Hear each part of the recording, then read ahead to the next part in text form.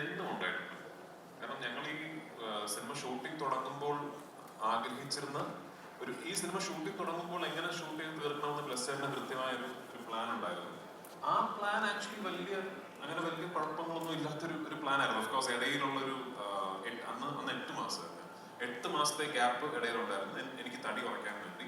ആ 8 മാസത്തെ ഗ്യാപ്പ് അല്ലാതെ വേറെ അങ്ങനെ പ്രത്യേകിച്ച് എല്ലാം വളരെ പെർഫെക്റ്റ്ലി പ്ലാൻഡ് ആയിട്ടുള്ള ഒരു ഷെഡ്യൂൾ പ്ലാനിങ് ഒക്കെ ഈ സിനിമയ്ക്ക് ഉണ്ടായിരുന്നു. പിന്നെ ഓഫ്കോഴ്സ് അറിയാമല്ലോ, ഈ പാൻഡമിക് വന്നിട്ട് ഭയങ്കരമായി നമ്മുടെ പ്ലാനുകൾ മാറി.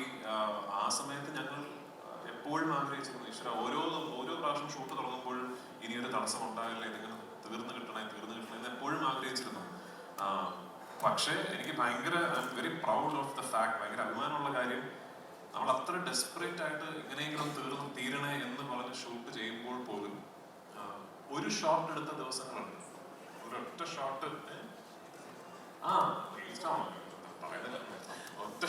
ഒറ്റ ഷോട്ട് എടുത്ത ദിവസങ്ങളുണ്ട്. അത് സുനിലും പോയി ക്യാമറ സെറ്റ് ചെയ്ത് മരുഭൂമിയിൽ ഒരു പെർട്ടിക്കുലർ ലൈറ്റ് കണ്ടീഷൻ വരാൻ വേണ്ടി വെയിറ്റ് ചെയ്ത് ഞാൻ മാർക്കിട്ട പൊസിഷനിൽ ചെന്നിരുന്ന് മണിക്കൂറുകളോളം വെയിറ്റ് ചെയ്ത് ഒരു ഷോട്ട് എടുത്തിട്ട് ഇനി ലൈറ്റ് പോയി ബാക്കപ്പ് ചെയ്യണം എന്ന് പറഞ്ഞ ദിവസങ്ങൾ ഇത്രയും പ്രശ്നങ്ങൾക്കിടയിലും ഉണ്ടായിട്ടുണ്ട്. അതാണ് ഞാൻ നേരത്തെ പറഞ്ഞത്, അങ്ങനെ ഒരു സിനിമയെന്ന ഒരു സംവിധായകന് പിന്നെ ഒരു ചെറിയ ഇന്നലെ ഞാൻ വരുന്ന വഴിക്ക് സംസാരിച്ച കാര്യം, ഇപ്പൊ ഈ ട്രെയിലർ കണ്ടപ്പോ എല്ലാവരും വളരെ എടുത്തു പറയുന്ന ഒരു ഷോട്ട് ഉണ്ടല്ലോ, ഒരു ഒട്ടകത്തിന്റെ കണ്ണിൽ എന്റെ റിഫ്ലക്ഷൻ ഒരു മാക്രോ ലെൻസ് ഇട്ട് ഷൂട്ട് ചെയ്ത ഒരു ഷോട്ട്.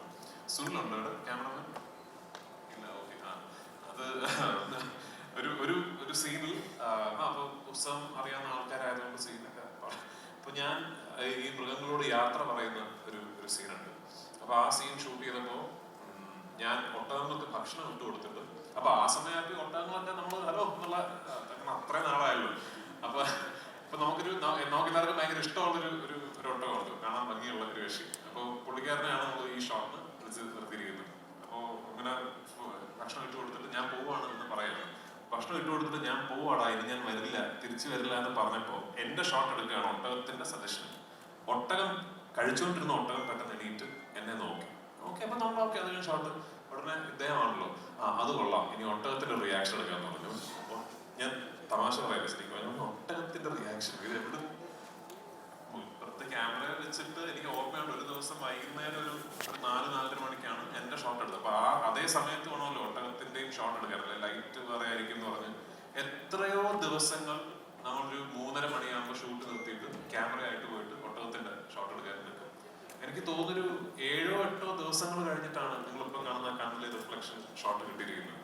അപ്പൊ അങ്ങനെ ഈ സിനിമ ചിത്രീകരിക്കാൻ സാധിച്ചു എന്ന് പറയുന്നത് എനിക്കൊരു വലിയ ഭാഗ്യവും അഭിമാനവും ഉള്ള കാര്യമായിട്ട് ഞാൻ കരുതുന്നു.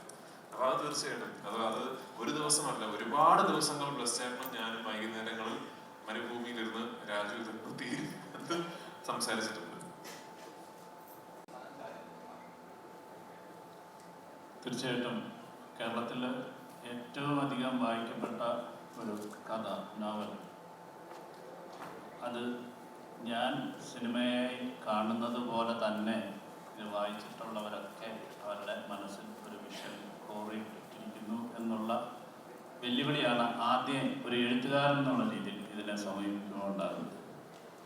എനിക്കൊന്ന് അതൊരു വലിയൊരു ചാപ്റ്ററാണ് അതിനെക്കുറിച്ച് സംസാരിക്കേണ്ടത്. എങ്ങനെയാണ് ഒരു നോവൽ തിരക്കഥയാകുന്നു എന്നുള്ളത് തന്നെ.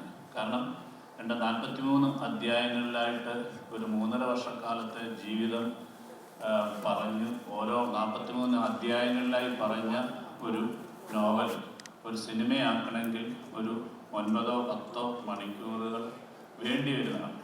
ഞങ്ങൾ ഷൂട്ട് ചെയ്ത ഫസ്റ്റ് എഡിറ്റ് തന്നെ 3.5 മണിക്കൂർ ആണ് ഉള്ളത്.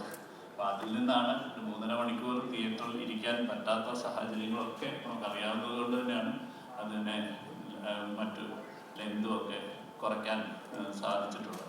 അപ്പം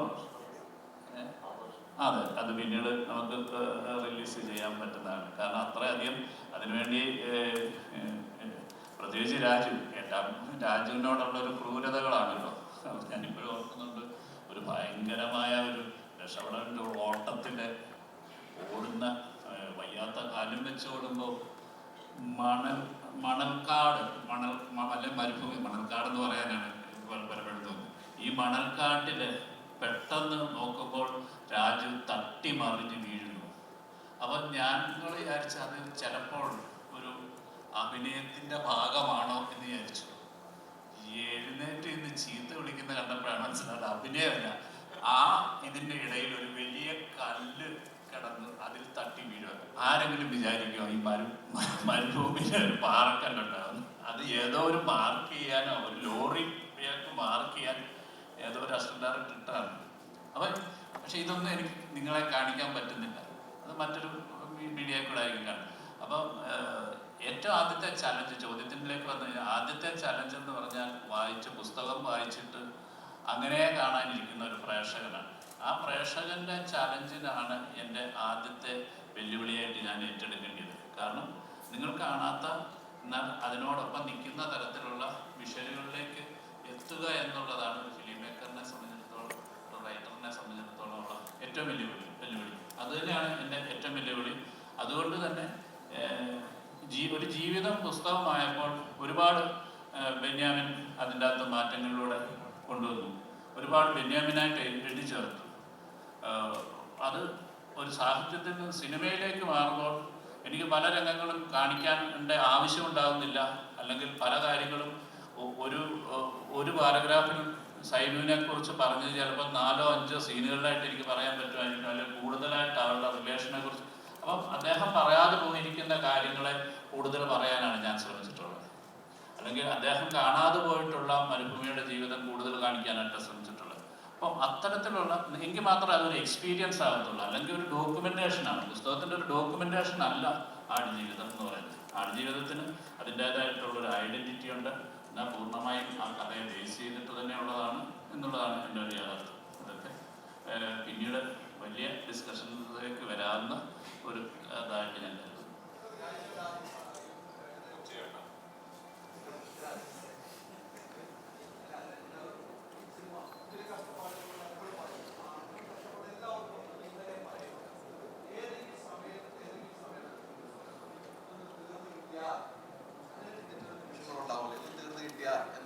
ഇന്നലെ പറഞ്ഞ മറ്റൊരു പോയിന്റ്, എൻ്റെ വൈഫും കളിയാക്കിയാണെങ്കിൽ എൻ്റെ വൈഫും മോളും വരെ കുറിച്ച് പറഞ്ഞാൽ അങ്ങനെ ഒരു ചിന്താഗതി